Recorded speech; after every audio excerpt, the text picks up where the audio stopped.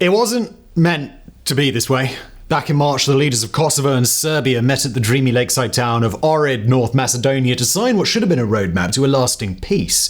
Under the Ohrid Agreement, Belgrade would have stopped blocking Kosovo from joining international institutions. In return, Pristina would allow a level of autonomy for majority Serb districts in Kosovo's north. The sweetener? A chance for both nations to be brought into the EU. Although the Ohrid Agreement was ultimately never signed, the vibes were good. For the first time since Kosovo's 2008 declaration of independence, it felt like Serbia and its former province might be able to coexist peacefully. Well, what a difference 7 months makes. Jump forward to today, and tensions between Belgrade and Pristina are at their worst in decades. In late September, armed Serbs ambushed and killed a Kosovar policeman. Since then, Pristina has been warning that Belgrade is planning for all-out war. So, how worried should we be? Could the Balkans really be about to return to the bloody ethnic violence of the 1990s? Well, today we're going to dive into the toxic escalation between Belgrade and Pristina and ask if Europe might be on the verge of yet another war.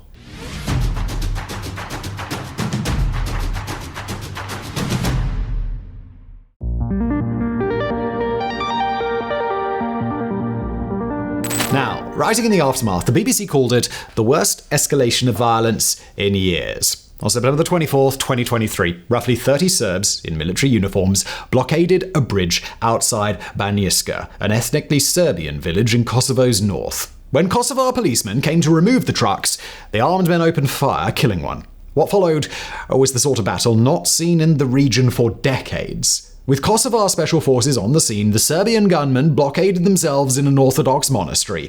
Over the next few hours, a siege unfolded as the armed men used military weapons and hand grenades to fight off Kosovar responders. By the time the violence stopped, 3 gunmen were dead, 6 had been captured, and the rest had fled across the border into Serbia. When Kosovar police checked the monastery, they found the gunmen had brought enough weapons to supply a small army. Immediately, authorities in both nations started casting blame. In Serbia, President Aleksandar Vučić blamed the Kosovo government of Albin Kurti, saying that the gunmen were Kosovar Serbs who, to quote, no longer want to stand Kurti's terror. He also told Russia's ambassador that Kurti was carrying out ethnic cleansing with the West's support. As might be expected, Kurti himself took the opposite line, writing of the gunmen on Facebook that, quote, organized crime, which is politically, financially, and logistically supported from Belgrade, is attacking our state. The United States, meanwhile, said the attack was highly organized and told the New York Times that the attackers probably had substantial resources behind them. As to who is in charge of those substantial resources, the US isn't saying. Although American Ambassador to Kosovo Jeffrey M. Hovenia aired his own suspicions, noting that the gunmen appeared to have military training. He told Politico, the quantity of weapons suggests this was serious, with a plan to destabilize security in the region. At the time of recording, the fog of confusion around this attack means we still can't say for certain who was behind it or what the goal was. While Kosovo is pointing the finger squarely at Serbia and Vučić, things have been murky ever since Kosovar Serb politician Milan Radocic admitted leading the raid. On October the 3rd, he was arrested in Serbia, where he's claimed he was acting under his own initiative. As for the gunman's goal, well, that's also contested. Kosovo Prime Minister Albin Kurti has claimed that the raid was part of a, quote, larger plan to annex northern Kosovo through a coordinated attack. As evidence, he cited both videos of the gunmen apparently training at bases in Serbia, as well as the sheer quantity of weapons recovered from the monastery. Yet while uncovering the source of this violence remains a crucial task, it was quickly overshadowed by a much larger crisis. On the 27th of September, the White House announced an unprecedented buildup of Serbian troops along with tanks and heavy artillery on Kosovo's border. For a second, it looked like the armed raid might be followed by a full-on invasion. Luckily, an attack has, at the time of recording, yet to materialize, and hopefully it never will. After claiming the troop build-up was a lie being spread by America, Vučić later announced a pullback of Serbian forces. He further iterated that Serbia's official aim remains to join the EU, a goal that obviously wouldn't be helped by launching an unprovoked invasion. Yet even if a direct military confrontation between Belgrade and Pristina has been averted for now, that doesn't mean the danger is over. Serbia has spent the last year repeatedly raising and lowering the combat readiness of its army, sending troops to and from the border in what could be seen as an exercise in intimidation, or could be something more sinister. It's not for nothing that Kosovo's government has claimed Serbia is acting as Russia did prior to the full-scale invasion of Ukraine, a period that saw Moscow repeatedly build up, then reduce its forces at Ukraine's border. This September, Azerbaijan did something similar at the borders of Nagorno-Karabakh, moving troops into position, even as the government in Baku insisted that no such thing was happening, right until it launched its lightning assault on the ethnically Armenian enclave. Since 1999, a NATO force known as KFOR has been keeping the peace in the troubled nation. Consisting of 4,500 troops from 27 countries, including the United States, it is now boosting its presence near the border. 600 new troops, mainly from Great Britain, are to be deployed. The hope is that Belgrade won't dare risk killing NATO troops and thus be dissuaded from attacking. Now, at this point, you might be wondering why Serbia would want to invade in the first place, why the region is so unstable, and why the relationship between these two countries is so bitter. And to answer that, we're going to take a quick detour into recent history, a history characterized by bad blood and ethnic cleansing that has haunted the Balkans for decades.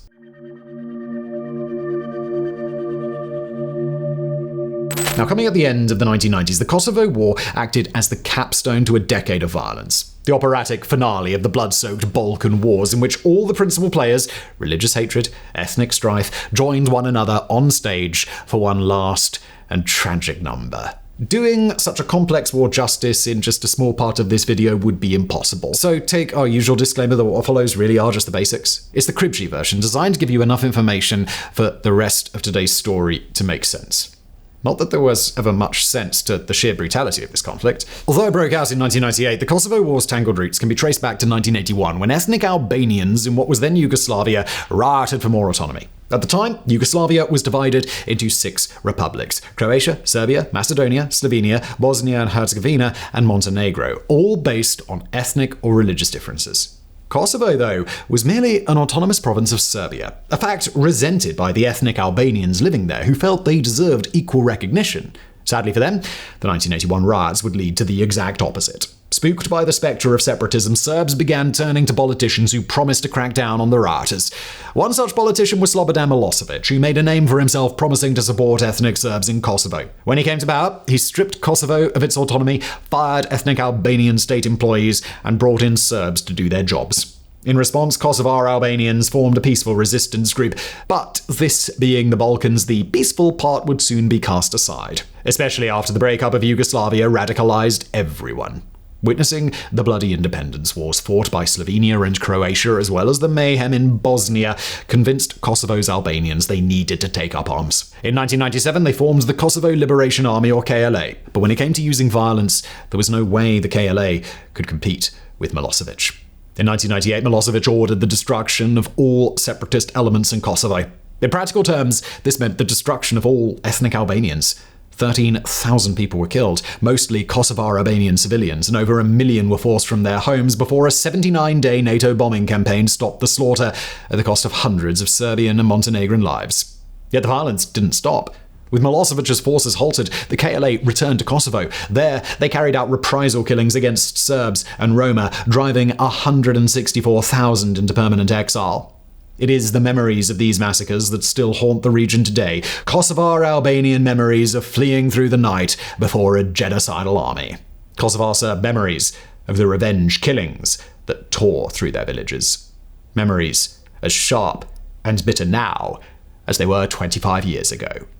The fighting ended with the establishment of KFOR and the drawing of a charter for Kosovo's future, one that involved not just Western powers like the US and the UK, but also Russia. Recognizing that Serbia might try to reconquer its wayward province, the charter forbade any nation from changing Kosovo's borders. Recognizing too that Kosovar Albanians might vote to join Albania, it likewise forbade entering a union with another state, but it didn't forbid independence. In 2008, Pristina declared itself a brand new nation, one that is currently recognized by about 60% of UN members, including most of the West, but excluding Russia, China, and 5 EU countries. Today, independent Kosovo's population of 1.9 million is about 92% ethnic Albanian, with another 6% ethnically Serbian. But rather than mix, that 6% of Serbs lives and works in a small number of enclaves where they form the local majority. 10 out of Kosovo's 38 municipalities are majority Serb, mostly clustered along the northern border. To make matters more complex, Serbia has never recognized Kosovo's independence, continuing to see it as a renegade province. As a result, Kosovo Serbs don't see themselves as citizens of Kosovo, but of Serbia. Many use Serbian currency, fly Serbian flags, and until recently drove cars with Serbian plates. While they're not walled off from each other, the two ethnicities rarely mix, living not just in separate physical spaces, but mental ones. Spaces where the war is remembered completely differently. Spaces where one side considers Kosovo the spiritual heart of Serbia, while the other considers it an ethnically Albanian nation that was occupied by Belgrade. It's these two mutually exclusive visions of Kosovo that lie behind the recent unstoppable rise in tensions.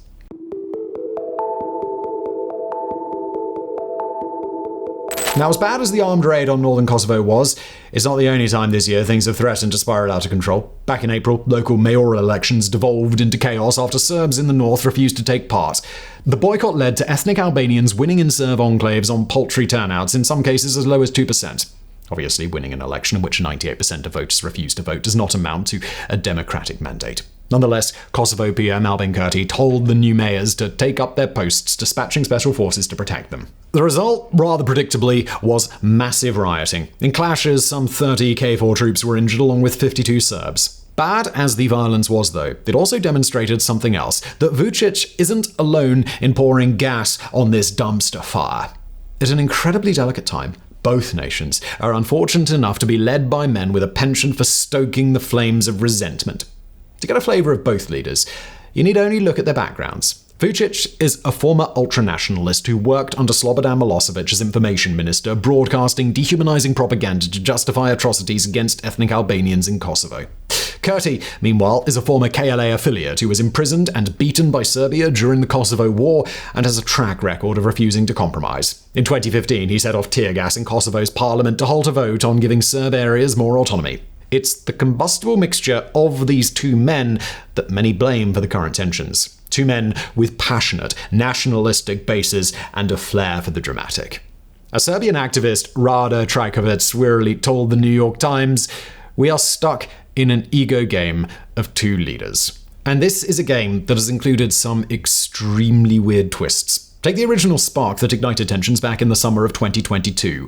Car license plates. Ever since Kosovo became independent, ethnic Serbs have continued to use Serbian license plates as a way of showing they reject the government in Pristina. In 2022, Kurti's government tried to ban the practice, introducing fines for anyone who refused to switch to Kosovar plates. Rather than go along with the ban, Kosovar Serbs rebelled, setting up roadblocks and torching the cars of any Serb who used Pristina-issued plates.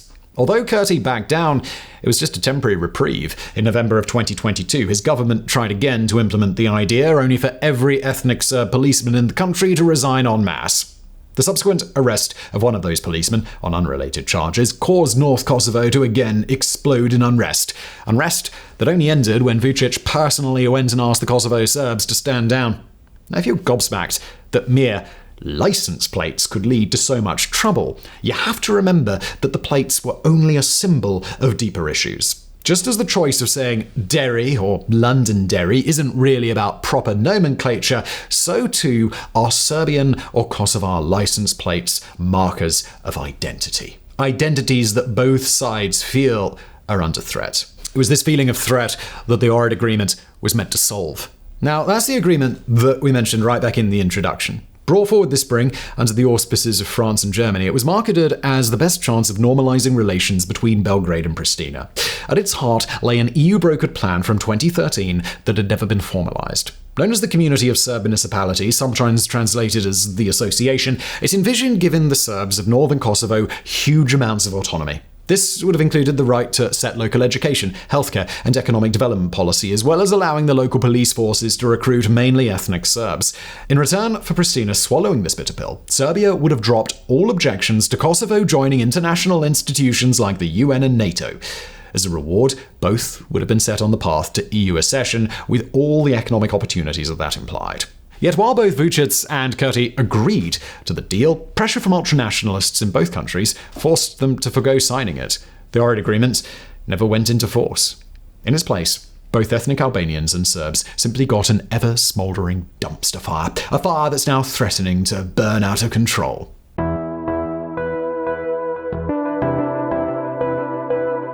Now, prior to February the 24th, 2022, there was a feeling in Europe that we'd moved beyond the age of bloodshed, that while tensions might rise in certain regions, the era in which sovereign states fought wars in our neighborhood was over. And that all changed with Russia's full-scale invasion of Ukraine. Ever since, it's been frighteningly clear that autocrats can and will send their armies over neighboring borders. Less than 2 months ago, for example, Nagorno-Karabakh was an ethnically Armenian enclave that had been a self-governing de facto state for 3 decades. Then Azerbaijan's president ordered an assault and this de facto state ceased to exist.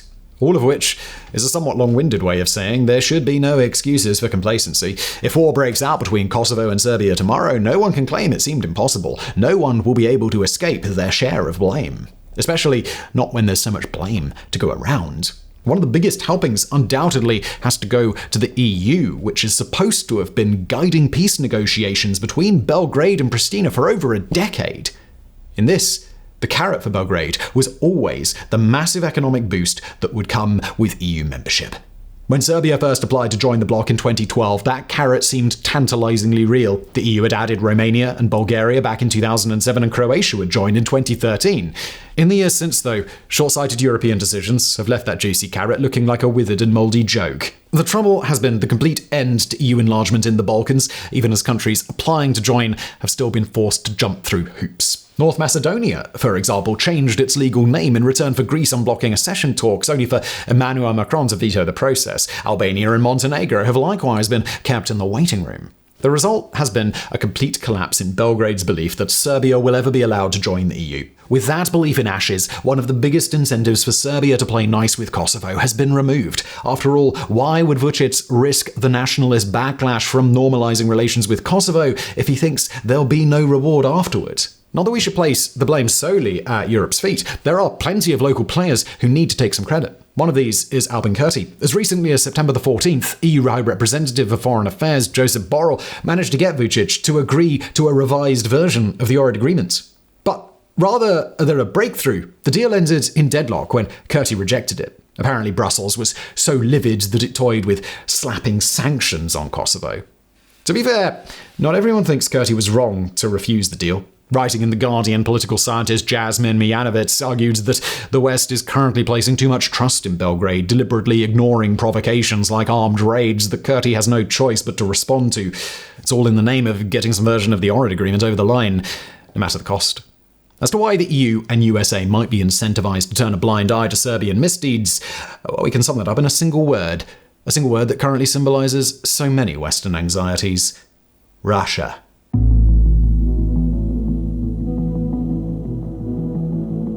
You see, despite Ukraine's slow counter-offensive, there's no denying the war has been going badly for Moscow.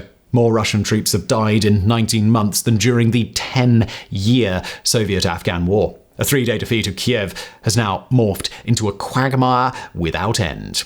There's no denying that were the collective West to put its full economic might into the war, Russia would be defeated. For this reason, dividing or distracting the West is currently at the top of Putin's agenda. And what better way to distract everyone than by causing a crisis in one of Europe's most volatile regions? For months now, experts have been tracking a wave of Russian disinformation flooding Serbia with the aim of whipping up nationalist sentiment against Kosovo. This has included old chestnuts such as Kosovar authorities engaging in ethnic cleansing, as well as conspiracy theories that NATO countries are planning to use Pristina as a base for attacking Serbia. The main goal seems to be to push Serbian society into taking increasingly hardline positions. A secondary aim might be to shore up pro-Kremlin sentiment in Serbia and thus stop the country from ever joining the EU. Since Putin isn't literally a wizard, though, he can't just magic up a conflict out of nothing. What he can do is use propaganda to press hard on any fractures in Serbian society. Whether or not they ultimately split open, the point is to distract the West from Ukraine, an approach typified by Foreign Minister Sergei Lavrov's gleeful warning over Kosovo, quote, "A big explosion is looming in the heart of Europe." It may be an explosion for which Russia has already supplied the trigger. The Kosovo government has suggested the Kremlin helped organize the armed raid on September the 24th, potentially placing Putin behind the worst violence in Kosovo in years. Yet while he'd clearly delight in seeing a conflagration on NATO's doorstep, Putin isn't the only autocrat playing his own game with these tensions. There's also Alexander Vučić. So far in this video, we focused on Vučić mainly in his role as Serbia's head of state, or as a conduit for nationalist feelings in his country. What we haven't yet touched on is his role as an embattled politician desperately trying to cling on to power, one who may be trying to use popular issues in Serbia, like reclaiming Kosovo, to distract from his own domestic woes. Back in early May, Serbia was rocked by 2 mass shootings within 48 hours that taken together killed 90 people, including 11 teenagers. In the aftermath, tens of thousands of people took to the streets to protest violent rhetoric in the media, which they blamed for the killings. But it's what happened next that shook the government. As Balkan Insight describes it, the protests, quote, grew throughout the summer into a wider anti-government movement unprecedented since Milosevic's ouster. Although no longer at their peak, the protests are still continuing, taking place in multiple cities every weekend. This makes them likely the largest pro-democracy movement since the bulldozer revolution in 2000. Exactly the sort of thing that Vučić would love to distract voters from, especially with snap elections penciled in for December the 17th. Unfortunately, there are inherent dangers in trying to distract people by riling them up, some of which may already be affecting Serbia. Back at the beginning of today's video, we mentioned how the leader of the armed raid, Milan Radicic, claims that he was acting under his own initiative rather than Belgrade's orders. While that's probably a lie, if it turns out to be true, it would be the worst case scenario. Carnegie Europe scholar Dmitry Bechev has written about how, if Radicic really was freelancing, it would mean that Vučić has lost control of his erstwhile proxies and that, quote, the militant nationalism Vučić has been cultivating has now given birth to forces he can no longer rein in. And that would bode ill for the chances of lasting peace between Serbia and Kosovo, because while the EU and the US might be able to make a deal between Vučić and Kurdi, there's likely nothing they could offer that would dissuade extremists like Radicic from launching more attacks. At the end of all that, then, there's little for us to do except circle back around to the question that we posed at the start. How worried should we be?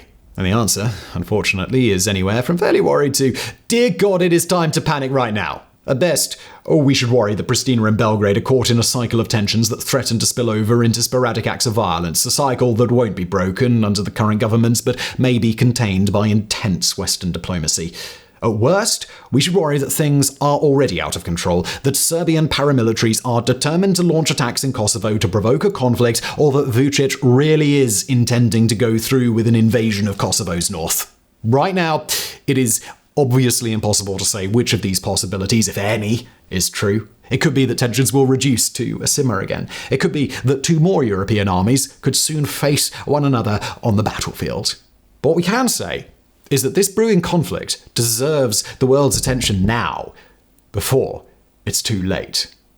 In the past couple of years, we've already failed to stop the invasion of Ukraine. We've already failed to stop Azerbaijan's military actions in Nagorno-Karabakh. We can only pray that this time our leaders and diplomats won't be too late, that there is a path ahead for Kosovo and for Serbia, no matter how dimly lit that path may be. It could be a path that is marked with the single most important word of all: peace.